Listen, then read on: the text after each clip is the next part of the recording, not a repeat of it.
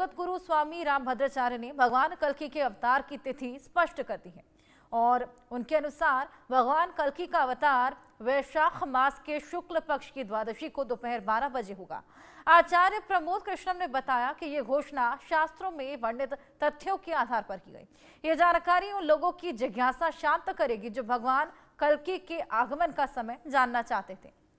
ऐसे में भगवान कल्कि के आगमन का समय तमाम लोगों को जानने की इच्छा रहती है और इसी को लेकर ये बयान सामने आया है। रामभद्राचार्य ने ऐलान कर दिया है कि कब जन्मदिन था, कब जन्म की तारीख रहेगी।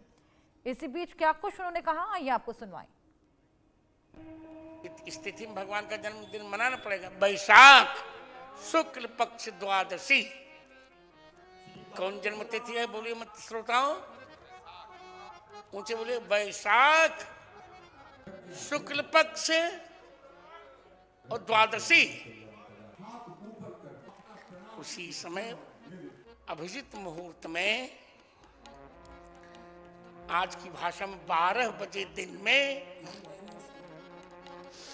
सुमति माता के यहां एक बालक आया, धनुर्बाण तलवार लिए हुए। ब्रह्मा जी ने कहा भी छोटे से बालक बन जाइए, 2 भुजाएं, आ गया बालक, कल्कि आ गए। कल्कि भगवान की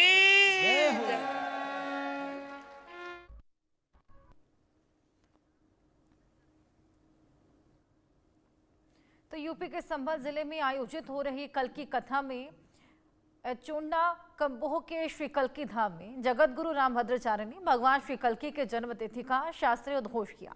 उन्होंने बताया कि वैशाख शुक्ल पक्ष की द्वादशी को भगवान श्री कल्कि का अवतरण होगा।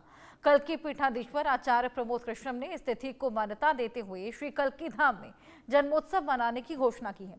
स्वामी रामभद्राचार्य ने अपने उद्बोधन में कहा कि भगवान श्री कल्कि के अवतरित होने ही कलयुग का अंत हो जाएगा। उन्होंने जोर देकर कहा कि वैशाख मास शुक्ल पक्ष द्वादशी तिथि को भगवान श्री कल्कि का जन्म शास्त्र सम्मत है। उन्होंने वेदों, पुराणों और अन्य धर्म ग्रंथों में कल्कि अवतार के उल्लेख का जिक्र भी किया है। इस उद्घोष को लेकर ये स्पेशल रिपोर्ट आपको दिखाते हैं।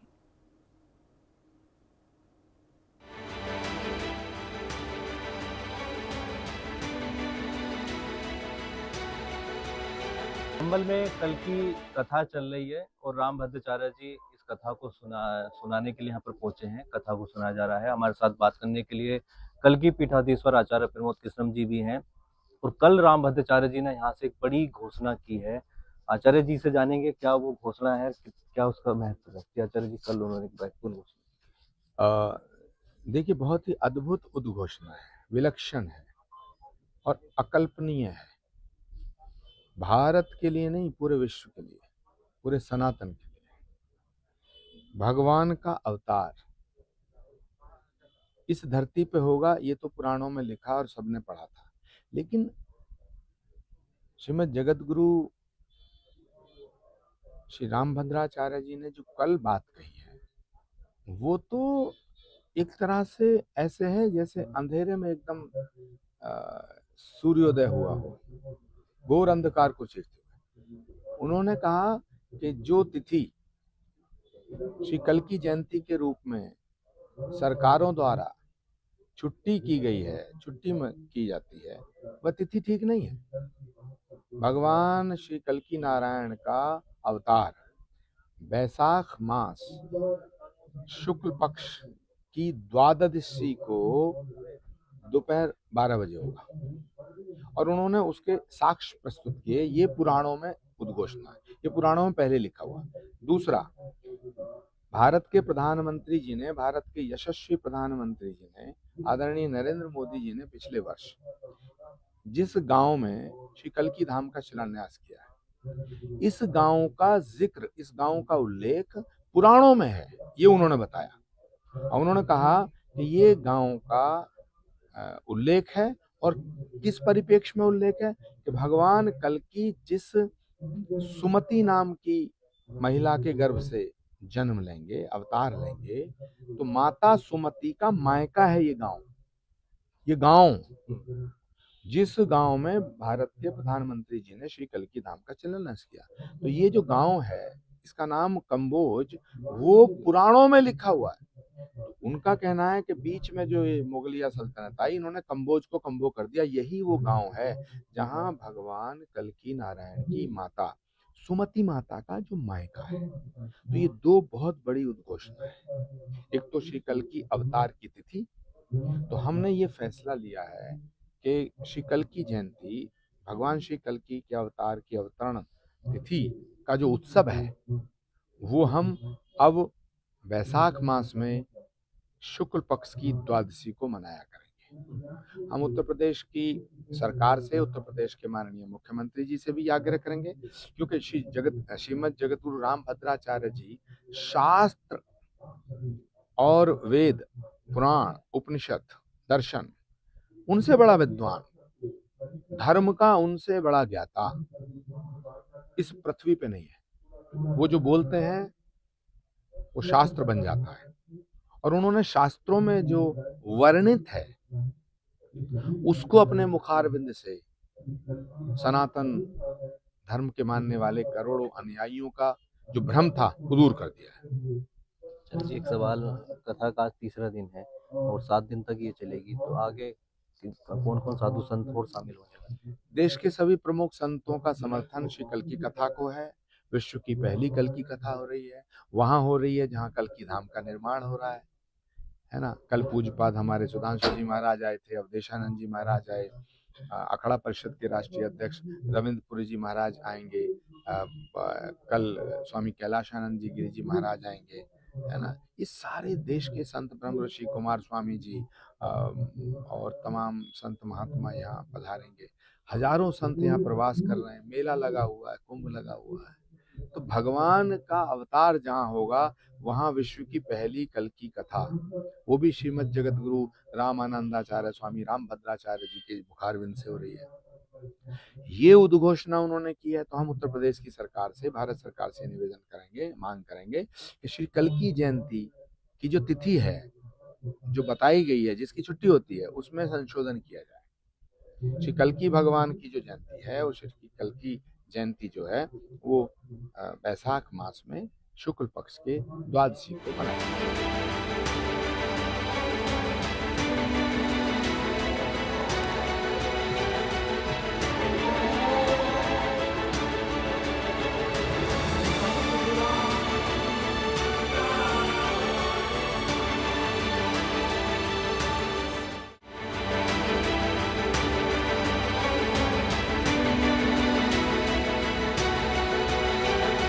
मेरी मौजूदगी इस समय संभल के कल्की धाम में है और यहाँ पर 7 दिवसीय कल्की कथा का आयोजन किया जा रहा है। जगत गुरु रामभद्राचार्य जी के द्वारा इस कथा को जो है किया जा रहा है, वो कथा इसको सुना रहे हैं। और कल उनके द्वारा एक बड़ी जो उद्घोषणा है वो की गई है, क्योंकि जो ये गांव है एचोड़ा कंबू, इस गांव का नाम है, इसका शास्त्रों में पहले से ही वर्णन किया गया है। और उन्होंने कल बताया है कि कल जो श्री कल्की हैं उनका जो अवतार है उसकी जो तारीख है वो भी उन्होंने जो यहाँ से मंच से उसकी घोषणा की है।